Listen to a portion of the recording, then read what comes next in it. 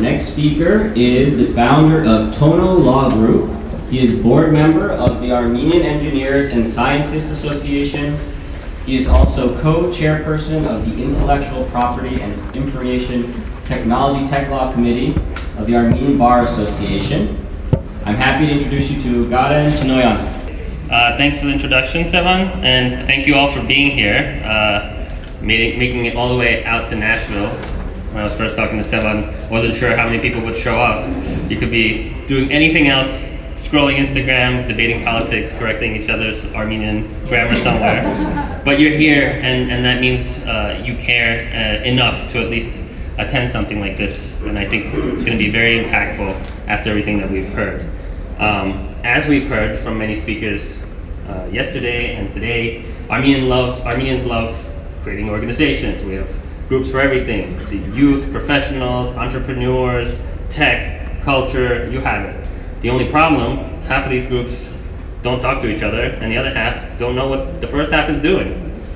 But today, instead of talking about just successes, I'm going to do something that might be a little bit dangerous. I'm going to talk about failures, specifically my own and the initiatives that I've undertaken. I'm going to talk about the failures specifically to show the point why we must change the paradigm of how we engage. And despite Seman's prompting, not many speakers have touched on what's been done poorly. And if we don't talk about what's broken, we can't really figure out the ways to fix it, right? First step is knowing that there is a problem. So I'm here to challenge how we as Armenians engage with each other, with Armenia itself, and how we can find a path to move from that survival mode to leadership mode to move forward in our mission. Yeah, so if we don't engage with each other, we risk being left behind. Click.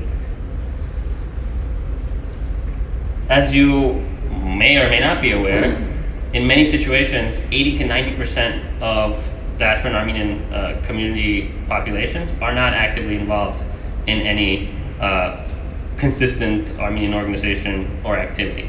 And that's a concept to think about, because to some extent we're preaching to the choir here for people who are involved, and maybe some of the observations and rhetorical questions that you might be getting from this presentation is something that you thought about already, but perhaps these are things that you can take away back to your community, your organizations, your friends, your wider extended networks. Next slide, please. Next. So what are the challenges? Why do we struggle to work together? We have different barriers to unity, and this is a word that gets thrown around a lot and means different things to different people. We have political divisions. Armenia versus diaspora, different political parties and different perceptions and ideas about how to properly conduct ourselves within our community and within the broader world in general. We have some divisions between old and new diaspora, third generation, fourth generation, or first or 0th generation, people who came over from different regions, whether it's from what's now in Turkey or Middle East, Lebanon, Syria, or Armenia, former Soviet Union, or maybe somehow you're in the United States, but you're from South America. All these different Armenian communities have led different lives and have different influences over the way that they perceive their own Armenian identity, and sometimes those differences clash with how your other fellow Armenians perceive their identity, and that creates a disconnect that makes it difficult sometimes to work together and get things done, because the expectations of the other don't match what their perceived way of dealing with Armenians is. We have barriers in language. Some people know Armenian, some people don't. Some people that do know Armenian know different Armenian than someone else. That somehow becomes a point of contention when it does not need to be. We have tribalization. If you're from my region, I don't really sometimes interact with people from another region. You don't really seek to extend beyond the things that you're used to, and your identity is kind of solidified within the bubble that you are used to working with. But why does this happen?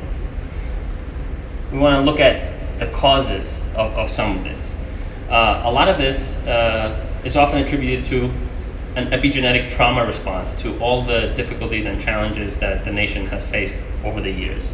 Generations of displacement and war, genocide, constantly trying to do everything to survive, to save yourself, to preserve whatever it is that you can, and from generation to generation to generation, not just as one occurrence.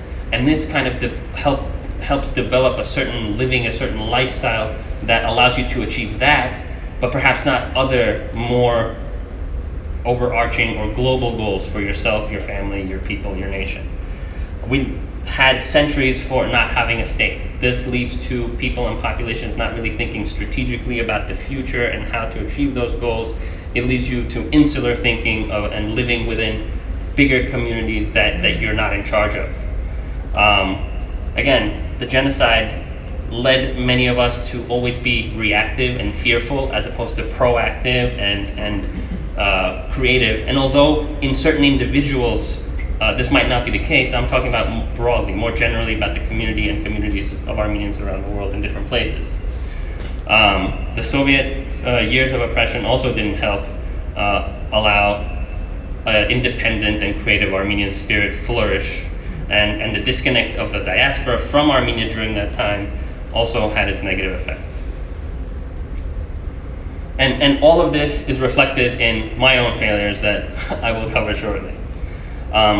Next, please. So this is a brief timeline of how I came to some of these realizations and why I'm able to make these observations. And I'm sure some of these things you have thought about and noted as well. And I hope that whatever comes off as a criticism comes off as constructive criticism due to a real love and care for our people and all of the initiatives that have been talked about now and that have been forgotten to be talked about. So I'm an immigrant to this country. I was born in Ukraine, moved to New York, and as any immigrant would do, try to seek out the Armenian community and live and integrate there. I moved to New York, and then we didn't have an Armenian school there, so I went to Armenian school. We lived in Brooklyn. We moved to an Armenian school in Manhattan.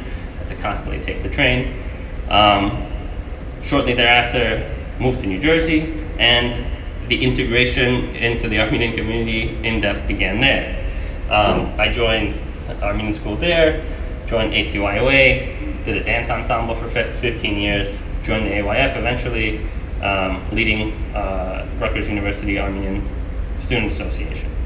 And that's when my exposure to some of the organizations represented yesterday and today began, namely HBU, Armenian Assembly, ANCA. And perhaps I was focusing too much on these Armenians events because this is evidently shown in my lack of GPA success at that time. So next. I was thinking so much about some of these Armenian organizations and why did I not know about them? We were hosting a project, a thing for students to learn about the internships available. And HBU, Assembly, ANCA came to present, but I was struck by why I had to struggle to do so much research to figure out what they were. This was years ago, and why others didn't know about it, and what can be done to change that situation. And also, in parallel, thinking about, am I wasting my time doing these Armenian things? Should I be focusing on career advancement, education, and so on? And that led to me working at HBU for a couple of years. Next. As this all was coalescing, there's a thought in the back of my mind of how to bring this Armenian involvement together with my other endeavors. And this is a theme that we'll echo a little bit later. In around 2011, 2014, I joined the Armenian Engineers and Science Association because I was studying physics and philosophy in my undergrad, and joined the Armenian Bar Association, being a law student. And that's kind of the beginning of the meld of the IP tech and business law career with the Armenian events. In 2014, we had the Syria war, and that's, I forgot a thing. While I was working at HBU, and that was my first initiative, if you can go back for a second. When I was working at HBU, there was a first initiative to bring Armenians and Armenian organizations together as a youth that ended up being as a failure. If you click next, during the Syria war, we had a second initiative to bring Armenian youth organizations, namely things like ACYOA, Home Minutemen, AYF, together. We had some success, we had concerts, we raised money, we sent it to Syria, but it was not very successful due to the reasons that I raised earlier in our communities. In 2018, the Armenian Bar Association's IPIT committee was formed at one of the Armenian Bar Association meetings, and Emma mentioned this earlier. I was volunteered as a co-chair the way you volunteer your cousin to help you with furniture.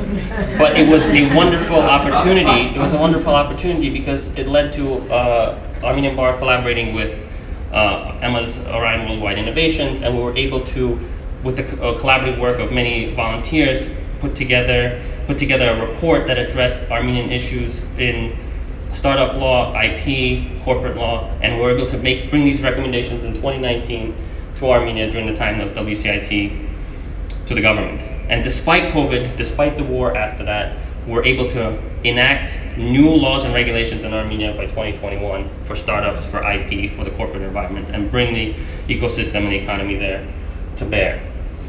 The war happened, and this led to the third failure of bringing Armenian organizations together. We started an effort called United Armenian Inter-Org, United IO. Bunches of groups were coming together and trying to do things, but oftentimes the efforts were inconsistent, incongruent with each other. There was a lot of duplication of efforts. I think Linda mentioned that. And this is something that we try to avoid, and we try to think of what can everybody work on together that isn't something that is duplicative and is still within the realm of something that some people can help with. And that was a conference that we held in 2021 with 2,000 people attending, 100, 200 presentations about projects that they can be running in Armenia. However, that did not stay together because it was not an anchor project that continuously brought engagement and helped people work with each other. And it's important that we learned from our mistakes earlier. This was not a new organization. It was an attempt to create a platform for collaboration or a space where people can come together and work. And we brought together an unprecedented number, 30-something Armenian organizations, 36, 39, from Armenia, from the diaspora, from different countries, to work together on a project together on one thing, without any forming new organizations, without any money. Zero money was spent. So that's an example of a success from a failure, but that learned from the mistakes before. We are then currently working on implementing the laws and regulations that we passed in Armenia and continuing, please, next slide, working with the Armenian government on a number of different projects. I'm not going to focus too much on what ASA and Armenian Bar does because this is echoing the message of efficiency and effectiveness. You can look this information up online, but I'll focus on a couple of things. Because after working 12 years in the industry, in the legal field, tech startups and so on, IP, I started engaging with Armenian startups and investment groups, like you heard from Armen, Steven, Emma yesterday, Berj. And this is something that I would like to encourage people to do and change their thinking and dynamic and paradigm about how they engage with Armenians in Armenia. Started working with Covenant Venture Capital, BAJ Accelerator, Science and Technology Angel Network of Armenia, Business Angel Network of Armenia, Armenian Investment Club of Armenia, Angel Investment Club of Armenia. These are all things that you can do as well, and there's no stopping, no limits based on industry, based on know-how or knowledge base. Opportunities are open. Next, please. Keep going. So, next. I want to address the issue of inefficient use of resources. There's a duplication of efforts going on, and this might have been addressed to some sense, and you might agree with it or not, but in general, many organizations are doing the same thing without coordination. There's no centralized platform and no systemic approach to collaboration. Just the fact that we're here and this is such a rarity is evidence in itself of that fact. And oftentimes, there's unintentional counteraction of efforts. One example that I like to bring up is during the war, people were trying to raise money, send supplies, protest, organized campaigns. There was a very poignant example of when trucks with supplies to Armenia were being organized to go to LAX airport because a charter flight was flying out to Armenia, and a protest was being organized to block that very same highway that was stopped just in time, just because of lack of communication and coordination. But you can extrapolate that to all the other things that we do based on that example. Keep going, next please. Next. We have no shared database for communication. We don't have a platform through which to do this. But what can you do? No matter what you can build instead of this being a sacrifice, you can create mutually beneficial relationships. You can advise people in fields that you're knowledgeable on. You can connect with startups that generate income. You can build structured collaboration platforms instead of just forming another organization to do whatever one project or goal that you're trying to achieve. You can learn from other diasporic communities and cultures. And most importantly, proactively, constantly evolve and try to future-proof yourself by evaluating and challenging the approaches that you use. Don't be afraid to admit that you're doing things wrong. And it's not a bad thing. People make mistakes, and it's not a nod or means to demean you or your capability as a leader or an organizer and so on. It actually means that you care about becoming better. Next. So, what can we do now? We got to change the paradigm. We got to go from crisis response to proactive leadership. Societal and technological development is accelerating, and if you're not actively participating in the future, it's going to pass you by. You're going to become obsolete. And we can't just be reacting to these things, and we can't just be keeping up with the times. We have to be at the forefront. You have to anticipate the changes that are going to be happening and come to meet those challenges before they hit you. So we're going to change shift the paradigm, shift the thinking and the dynamic here. Instead of doing it for the cause or volunteering or sacrificing, which is how many of us, I've done it, we've done it. It doesn't have to be the way that things are, and you don't have to lose out by trying to help Armenians or your fellow Armenian. If you always seek collaboration and innovation, this will help you anticipate those changes. And I'm going to leave you off with a couple of cliche quotes. The best way to predict the future is to create it. The future is already here. It's just not evenly distributed among everyone. And be the change that you want to see in the world. Because Armenia's strength is not in its land, it's in the minds of all of us and its people. Thank you, and on the last slide, whenever, next. If you, next. If you want to contact me, information's there. Always open to help and chat. Thank you.